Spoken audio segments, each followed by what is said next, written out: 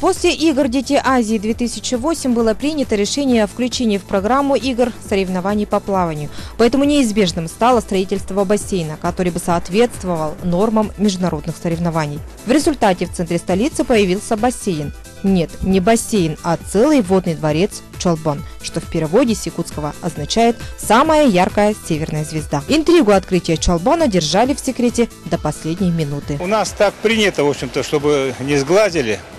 Объект непростой, сроки сжатые. Надо было к детям Азии.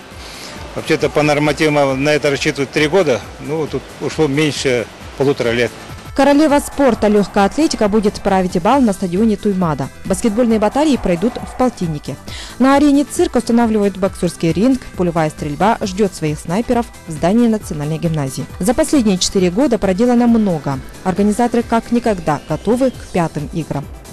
В любых мероприятиях, подготовки праздников разных, всегда вот до начала это мелочи вылезают, все чуть-чуть не хватает, а потом как начнется, должно все пойти уже по наработанным моментам. Еще один вид спорта. Спортивная гимнастика в течение 3 дней приглашает своих болельщиков в ДЮСШ номер 1.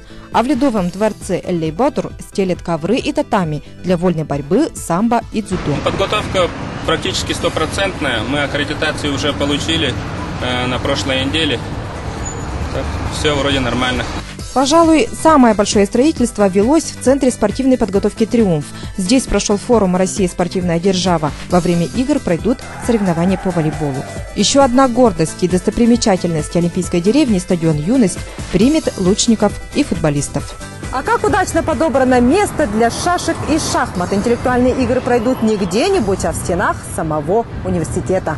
Со студгородка перемещаемся в спорткомплекс «Мадун». Здесь все готово для соревнований по тхэквондо, пауэрлифтингу и нашему родному мастардыги. А в спортзале ЕГСХ будут летать ленты, мячики, булавы. В целом вся красота и грация художественной гимнастики.